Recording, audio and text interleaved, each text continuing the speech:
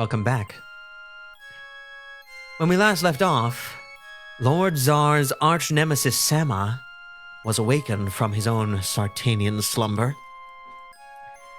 He seemed to be rather a nice chap. Somebody who wielded power, great and formidable power, with a godlike confidence, but who seemed not to know what had happened since then, and seemed to be rather humbled to learn that it had not gone as he planned. He seemed to express some manner of remorse, or at least pause. Lexi, amazing. How did you do it? Well, anyway, Sama convinced us to go back and talk to Lord Czar, thinking that perhaps we could finally make some first contact between the lead patron and the lead Sartan, though they may have their disagreements. I don't know, talent, I suppose. I thought you should know. Thank you so much for that. But before we could make our way home, I think it's easy to use a euphemism for evil, but I think in this case, evil is fair. The evil Sangdrax showed up after almost having killed us earlier, impersonated us, and stole our ship. We had no choice but to follow him home with Sama's own ship. And here we find Lord Czar has finally been motivated to stand up from his desk. And he left us none other than the history book he said we couldn't have. Now, if I were really Haplo in this situation, I might be hurrying rather than recounting all these experiences. But since the unit of time is sort of how many moves you take in the game, we don't really have to worry so much about that. I think we can say goodbye to this room, though, as lovely as it is. It was of Sartan make.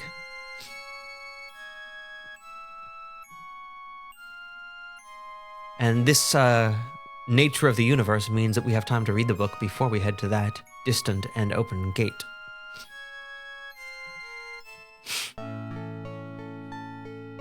History of the Sundering. Finally, the definitive word.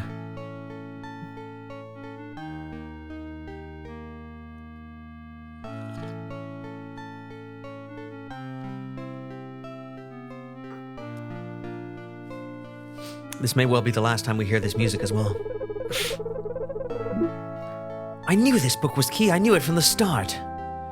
It's always good to see your final goal right before you.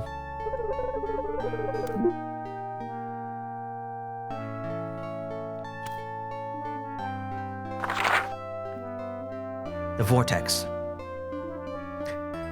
Eons ago, the Vortex was discovered. It was a place outside reality as we knew it. Or rather, as we know it. In fact, it appeared to be a reality unto itself. So the Vortex was not created by the Sartans or the Patrons.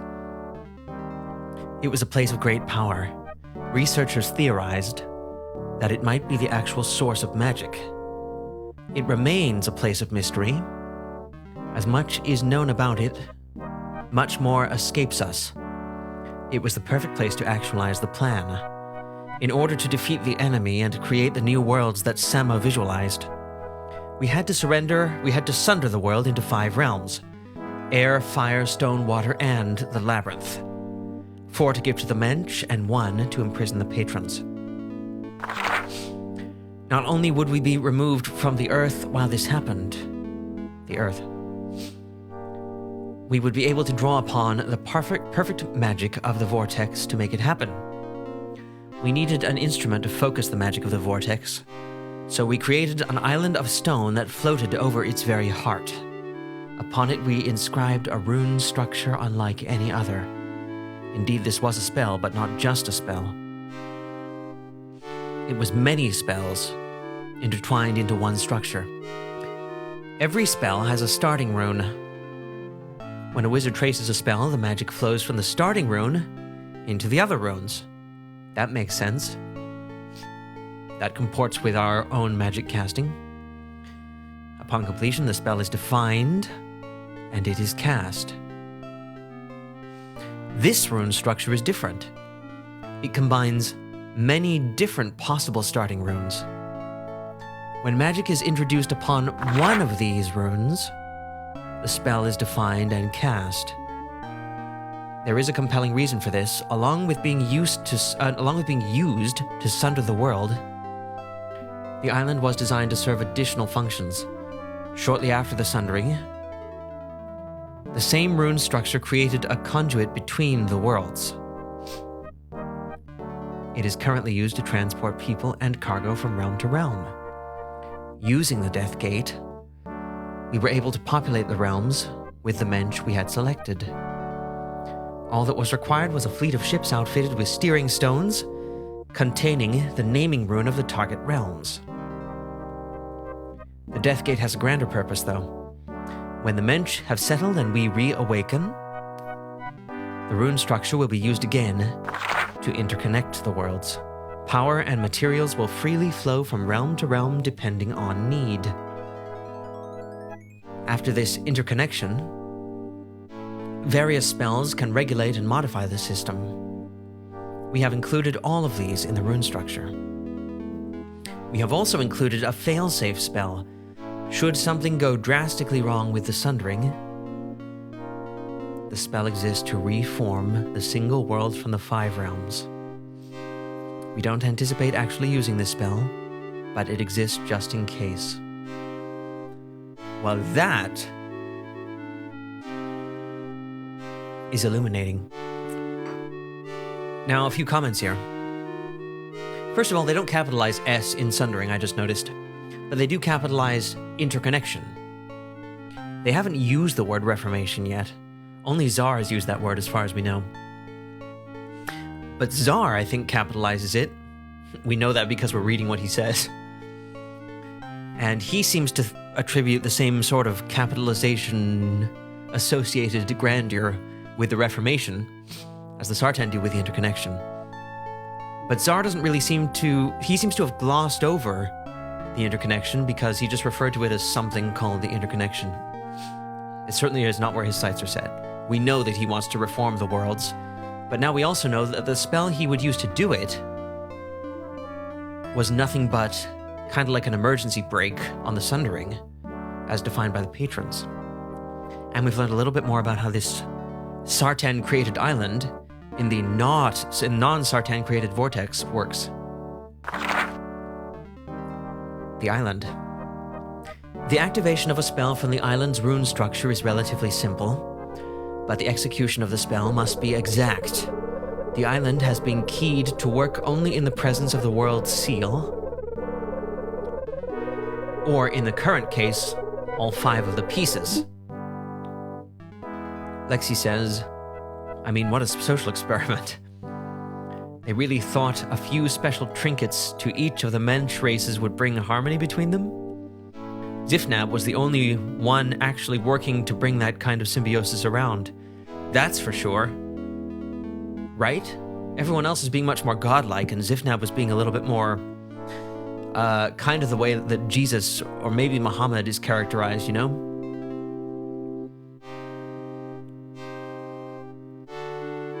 A little more hands-on, a little more interface, a little less prime directive.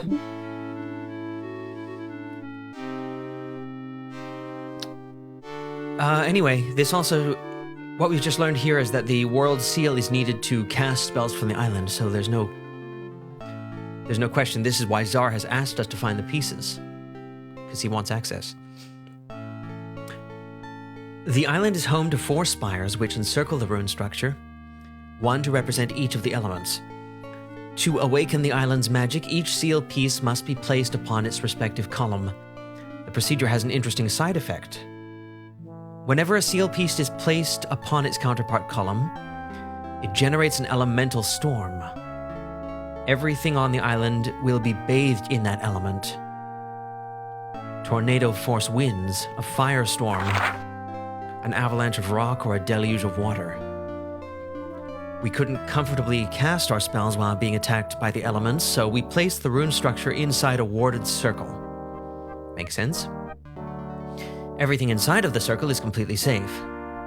While safely ensconced within the ward, even the storming elements become no more than a spectacle to observe. Smart move. When all 4 of the pieces have been placed, the island is primed. It is ready to cast whatever spell the operator wishes. The choice is made using the focus, which resembles a floating hexagonal frame. It must be placed over the desired starting rune, after which the remaining seal piece, that of the Nexus, is set inside the focus. Lexi says, do you think that if the leaders of countries were told, make peace with one another, a literal god will be revealed to you, bringing about peace, that it would actually happen here? You'd think it might, but I'd say there are too many unknown factors in that circumstance. Moving on. This will ignite and cast the selected spell. Okay, did we get all that? You need to put all the seal pieces in their corresponding pillars to be able to do anything at all in the island. Each piece brings a torrential storm, but you should be safe as long as you're inside this warded circle that's in the middle where the focus is. And only when all of those are done do you put the Nexus seal piece in the focus, but the focus needs to be over the spell of the starting rune for the spell you want to cast. So this is quite a lot, and probably makes sense that not any old dope is allowed in there. The spells. Looks like we might learn here about Lord Czar's 6 devils. 6 men were dedicated to creating and intermingling the spells carried by the island. They are Draguna Macoides Dracorum Satis D. I forget the first word. I think I mispronounced it. Sama, whom we have met. Dimitri, Orsef, Lornoi, Tyler, and Waylith.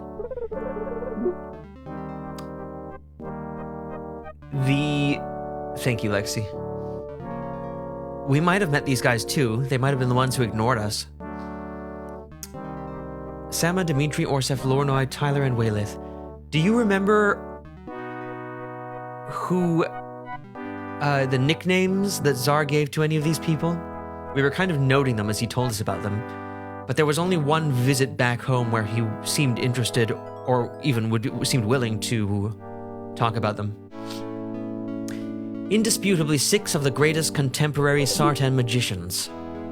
Each was tasked with producing a single spell, and we will discuss each individually.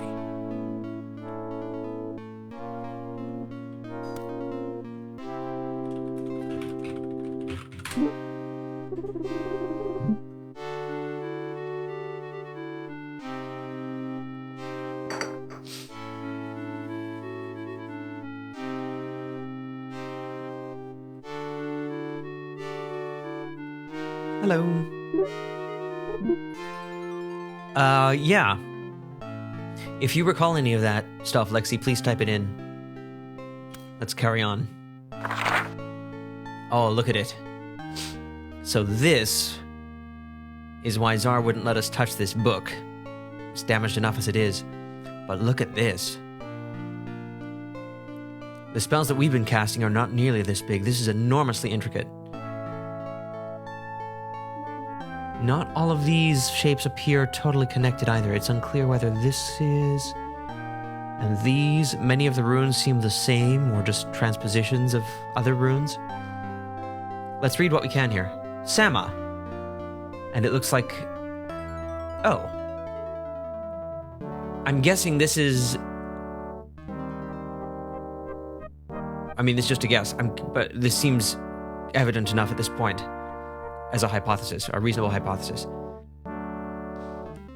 This, I'm guessing, is a map of what you would see if you looked down on the island's floor over which the focus is hovering. And this would be an example of a rune over which you could place the focus. So if you wanted to cast Sama's spell, you'd put the focus right here in the very middle, and then you put the next seal piece in it. Sama. Naturally, Sama directed that this starting rune is prominently... Now, we think that Sama's spell is probably the Sundering itself, right? So that's what they did when they originally destroyed the world, or broke it apart. Dimitri. Up and left by 2 spaces. Dimitri's interests ran quite a bit afield, maybe, of his colleagues. This something obvious choice. And there's only 1 page on each of these, unless they're missing pages.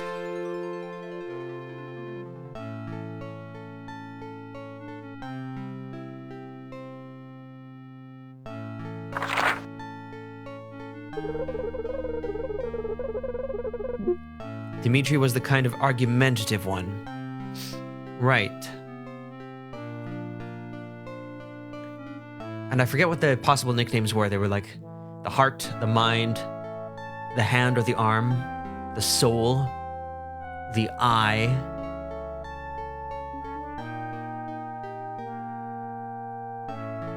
And the mouth, maybe? I'm not sure I quite remember them all. The tongue, that might have been it. Orsef. Orsef was involved in much of the... At least one was quite charismatic, right? Orsef was involved in much of the mechanics of the plan. He was the closest advisor to Sama in the last few days before the Sundering, which here is capitalized. He was mainly responsible for something. And Orsef is 1 space up to the left, whereas Dimitri was 2. I think Orsef was the devil of the heart, and I only remember that because I have some weird association with him being the only one that started with O. I think that was one thing that stuck with me. So Orsef is here, Dimitri's here, Sama is here. They make a line so far. Okay, let's go on. Lornoy. Yeah. Lornoy is over here, 1 right and 1 outward and up. Despite obvious tensions between Lornoy and Sama, perhaps due to philosophical differences about the plan, Lornoy urged something dispute his spell? No, despite tensions, Lornoy managed to dispel something. Okay, Sama, Orsef, Dimitri, Lornoy.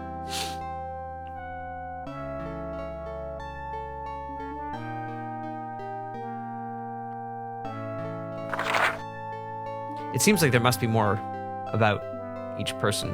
Was there only the short paragraph?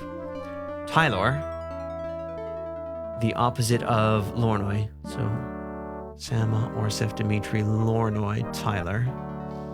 Tyler, despite being the youngest of the 6, was perhaps the most inventive. Not only was he responsible for something of the actual interconnection of the spells, but he something. And that is not a capital I, so I don't know for sure whether that would be the interconnection spell.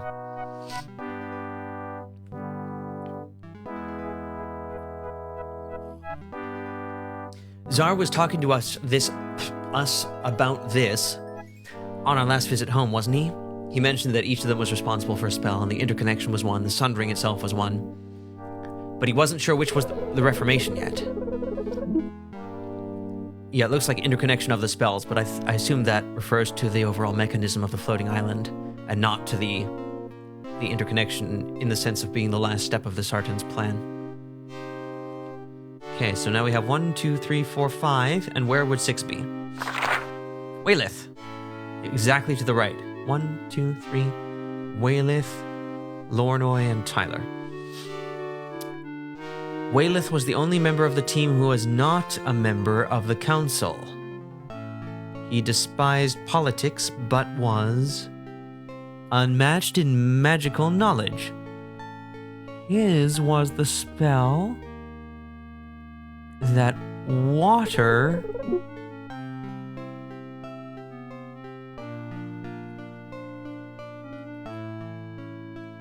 Something about water? So I'm guessing that was not the interconnection, the sundering, or the reformation. So we think sundering.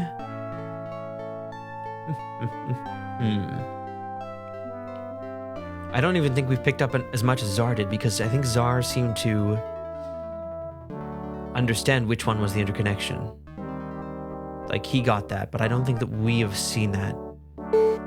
And that's the end of the book. That's it. So let's look back. I wonder if we could work out the interconnection.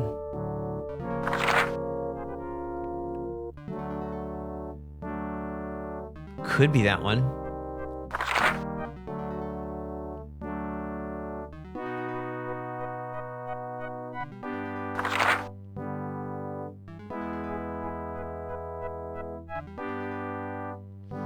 Orsef was the closest advisor to Sama. I don't know if that means anything. Sundering interconnection.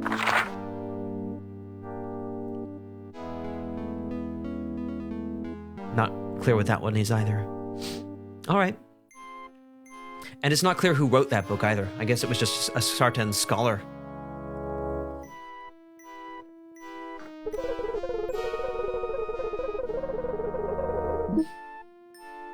Lexi says, if he was the closest, he'd be the next to go, if not Sama, I guess. The next to go? You mean like next head of the council? I think if I had to put money on it, I'd put my money on him to go to. Oh, I'm sorry. He'd be the next to go to, if not Sama. And was that Orsef? Sama Orsef? Yeah, Sama Orsef Dimitri.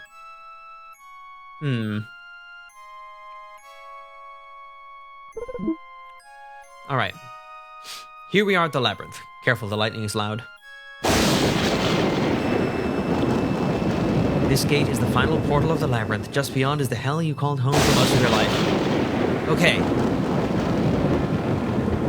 Let's step away from it for just a sec. So we have a few rune bones. Trying to figure out what manner of protection we have, because we know it's dangerous in there. We have a bunch of books. We have our superstone. Robe. Pendant. I'm wondering how nothing's gonna happen if the world seal can't get to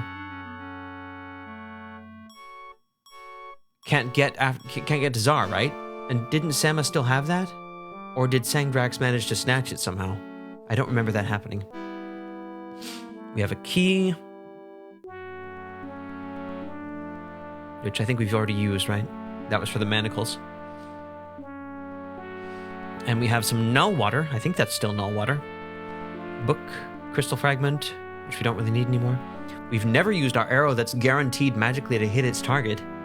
It's just been here illuminating our inventory ever since we got it. We have some healing salve we've still never used that, have we?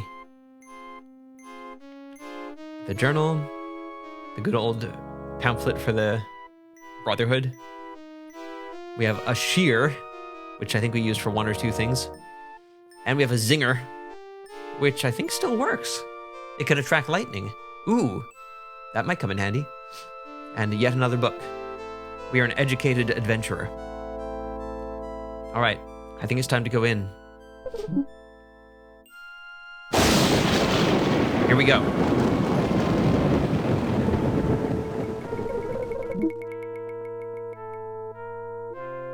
We read all book. Stone spires tower above a field of writhing vines. You see a dark, twisted forest across the field. This was the final challenge on the way out. Yeah, and there are choke vines and remains. The remains of previous explorers of the field of vines are wrapped tightly around the spires. The bodies are both man and animal shaped. Foof.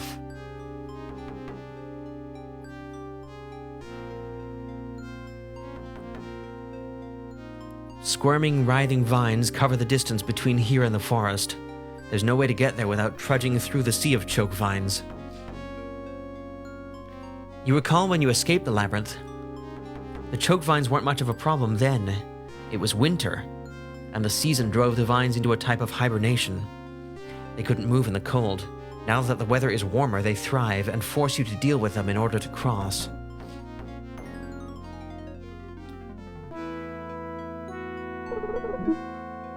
Right. We might finally use our cold spell. Alright, let's see what happens, should we? One of the two spells we learned. The cold spell floats over the sea of twisting vines. It expands and drops over the field like a blanket. As it does, you see frost form. The vines begin to move more and more slowly until they are torpid, completely still. What a word.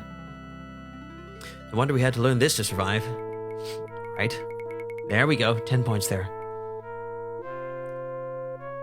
Alright, so can we cross?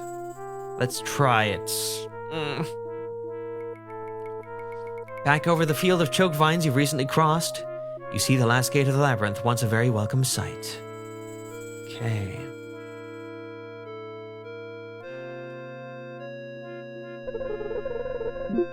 I love entering a torpor. Yes. Usually at night. Okay, so we just went north, so I think that south would be backtracking. Let's see if we can go up this way. This clearing is a well-used campsite. 3 tiger men sit around a fire pit nursing minor wounds. You stumble out of the brush only to come face to face with 3 wounded tiger creatures. Lalu maneuver, exactly. Unfortunately, what you know of the labyrinth tells you that the only thing more dangerous than a tiger creature is a wounded one. They stare at you in surprise, then let out a growl and tense to leap. You don't have time to do much but run. Okay. Hi guys. Shall we run then? This time it actually is time for the Lalu maneuver. Only it's not north and south, it's... Wait a sec, which way did we go? Yeah, we went northeast, so we need to go southwest to go back. I say we do that. Back over the field of choke vines you recently crossed. Oh yes. We just read that, but we did not read. You hear the tiger men crashing through the underbrush behind you. They're close on your trail. We could go back and then warm the choke vines back up. Let's try it. The tiger creatures hesitate when they come to the field, but after observing your safe crossing, they charge in after you. When you pause to look back, they're already about halfway across. Now that they see you, they start sprinting. You don't think that you can run any further without them overtaking you, and the gate to the labyrinth is open. Hi guys, look at you. You don't look so harmful from this vantage. Okay, I think we'll do it. It's like Haplo's magical undo spell.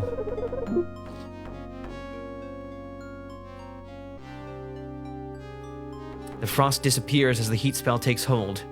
At first the plants move sluggishly, but as the torpidity subsides, they resume their normal activity. The tiger creatures are caught in the middle of the field when the vines reawaken. The plants wrap around their struggling prey and drag them off to separate spires.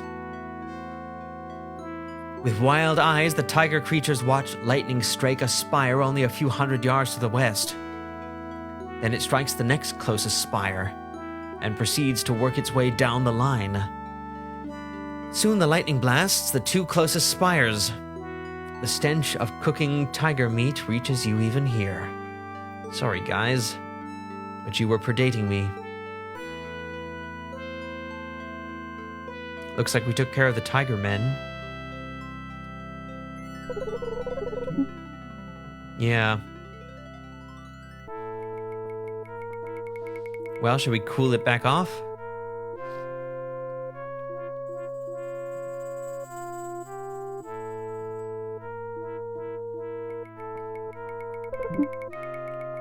Yep.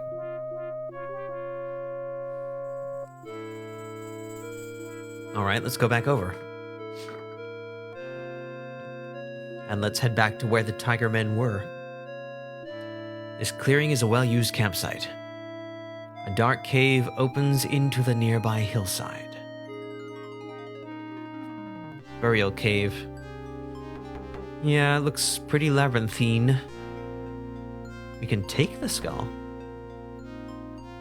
It's definitely the skull of a tiger man. These beasts are frightening enough to confront face to face, but having to stare at one of their skulls is a distinctly unpleasant experience. The skull has sharp fangs, but a small brain pan, which isn't all that surprising. Well, you pick up what you can.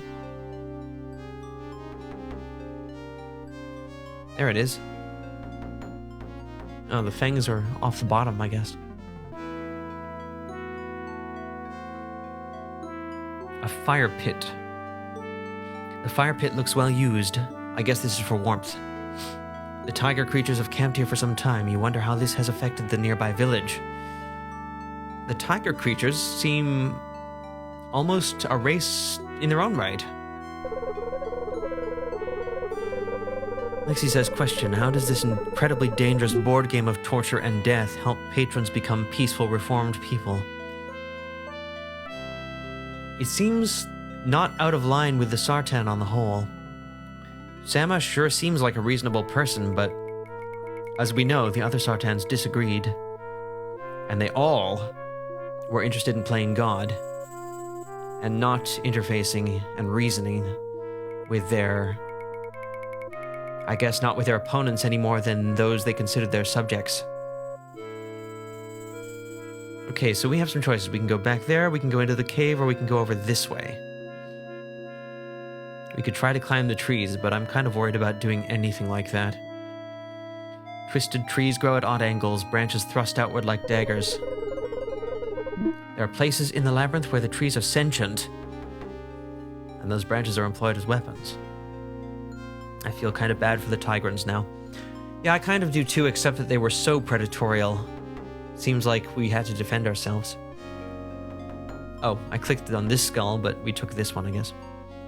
Should we go in the cave, then? Let's go in. Oh, hello. This is the tiger creature's burial cave. Paintings on the wall depict their gods, and bones are strewn on the floor. Cave it up. So they are... It looks like they are a race, but they are maybe more primitive? No clue if they had a language, you know? And more stalagmites, yay. Stalagmites, G for ground, stalactites, C for ceiling. I think that's even the same description as in Sangdrax's cave. They're really going for efficiency on that one. Yeah, I guess so. Do we get a free bone? Hopefully we'll appreciate that, since there's a little bit of our own dog still with us. At least in spirit.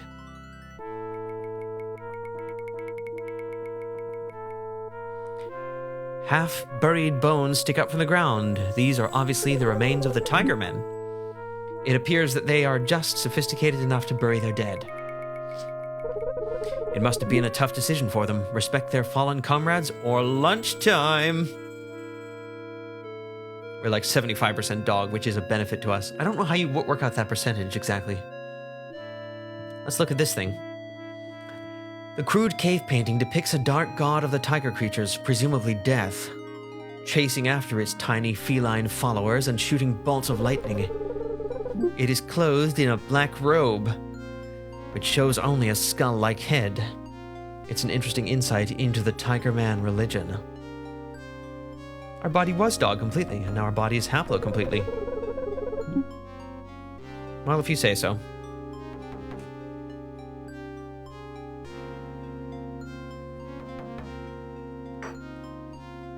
So I guess they have a god which is, you know, like a Tiger Man skeleton, like a human death. It shoots lightning. Okay. Haplo, as made from dog. Yes. Okay, and we got a free bone out of it. Okay, let's go up this other way.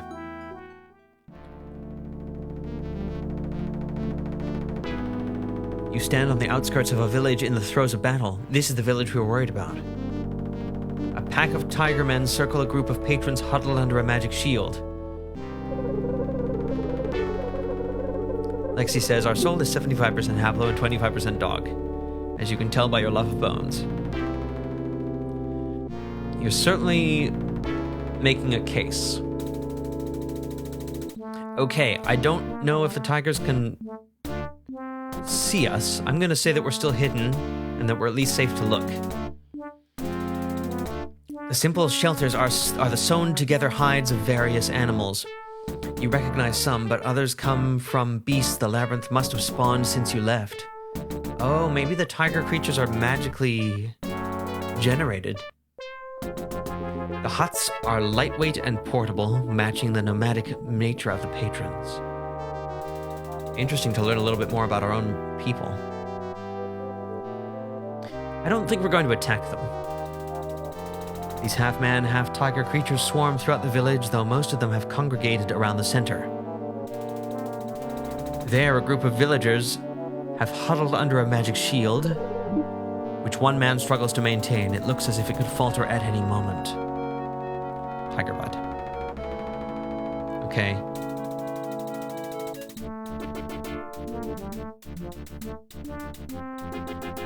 I'm guessing we're not... If we couldn't take on 3 tiger men just now, I don't think there's any way we're going to attack these guys. But I have an idea. Has it occurred to you yet? First of all, let's retreat.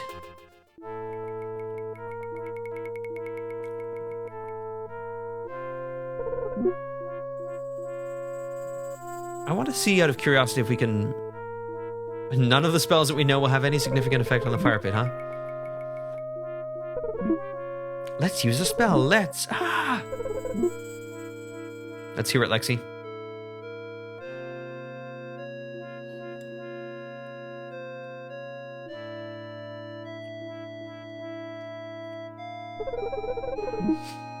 I think that's it. All the people are in place. So first of all, let's see if we have any luck combining these two things. You slip the robe over the tiger man's skull and reach your arm through it, your hand manipulating the jawbone.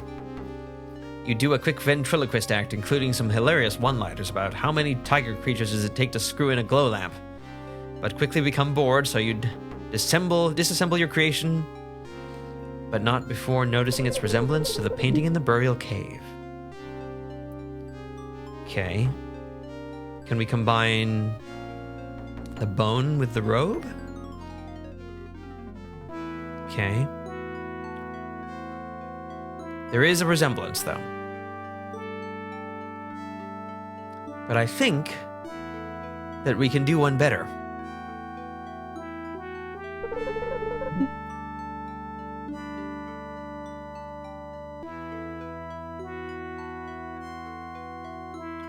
For the front, yeah, that's right. That's what we heard before. I can wear it. I don't suppose we can wear the skull as well.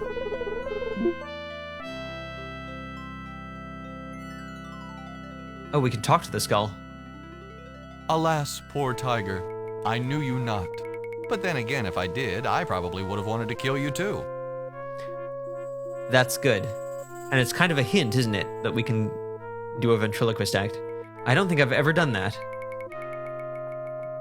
Haplo is... I really admire the well-roundedness of this protagonist. He has a conscience, but he can't just abandon the will of his lord. He's utterly reasonable, if skeptical, which is also a virtue, and he has a sense of humor, even now, which I think is just pretty fantastic. Anyway, we still have chilled vines, right? They're not moving at the moment. I kind of wonder...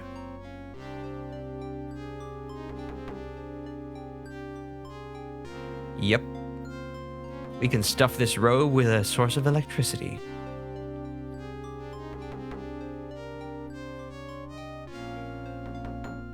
Can we combine that with... We slip the skull over the central prong. Now what have we got? Look at this.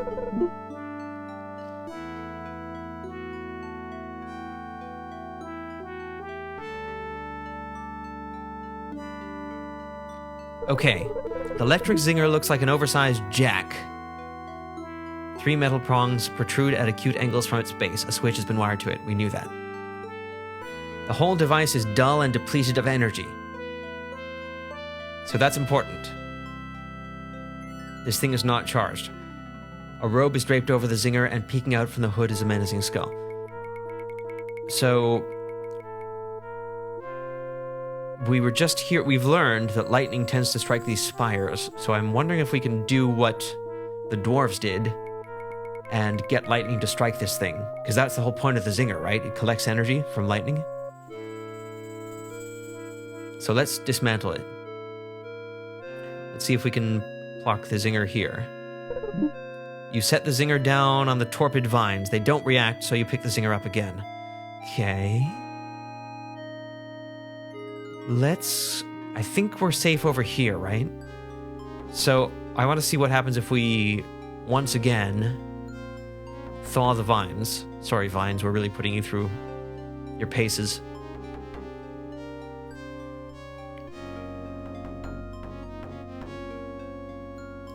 You hurl the zinger into the mass of twisting vines. They snatch it out of the air and carry it off to the nearest spire, because they take whatever they can find and, you know, adhere them to the spires. Predictably, lightning strikes the spire, but instead of destroying the Sartan artifact, the energy is totally absorbed by the zinger. It charges itself with the power of the lightning. Okay, and it only had to be that high. 10 points. And last time, guys, sorry. You can thaw naturally after this one, unless we find another use for you. Yeah, we haven't called it a friend, but it really has been one, hasn't it? Okay, can we snag you back? You high step through the tangle of choke vines, recover the zinger from the spire, and return to your vantage point. All right, we could go back to Zara's place to relax if we wanted to, but I don't think we'll be doing that.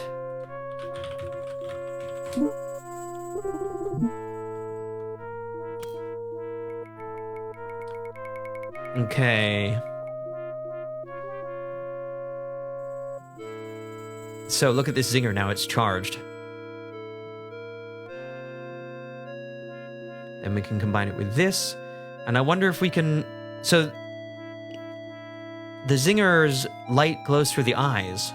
So maybe we don't need a hair. But I have to wonder about the cloth. No, I don't think we can use it. We can't combine it with the bone. Okay, let's look at see what Haplos thinks about this thing when we look at it now. The whole device crackles with energy. A robe is draped over the zinger, and peeking out from the hood is a menacing skull. Okay. Yeah, there's light coming out of the eyes. I think that this is close enough. What do you think? Let's throw a save down just in case. You thought hair was coming out of the eyes?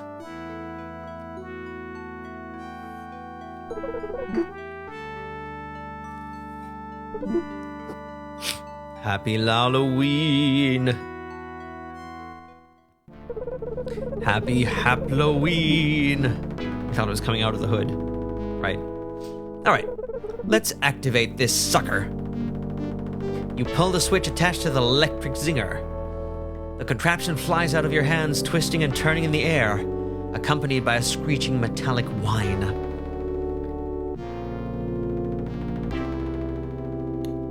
The black robe flops back and forth, and lightning flies from the eyes of the mounted skull.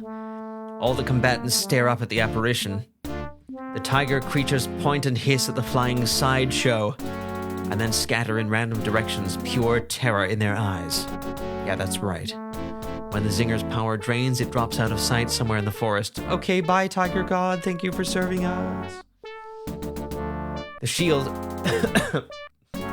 around the huddled villagers finally falls. Methodically, they begin to scatter through the village, locating and tending to the wounded. Excuse me.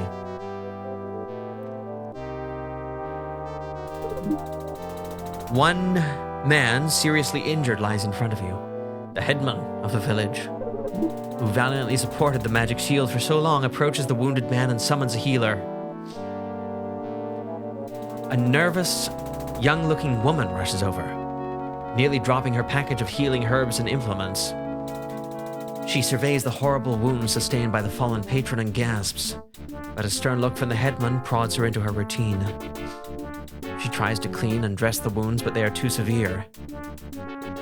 You can tell she is inexperienced and that this case is too much for her. I know this is a tense moment, but I like how this game is so good in what it's good at that reading like 2 or 3 pages of text like this, rather than seeing a sequence or even seeing a depiction, feels totally fine. It just feels like reading a book and you imagine along with it. It's truly great. Alright, and here is a depiction regardless. So we have Dude, Dudette, and Dying Dude.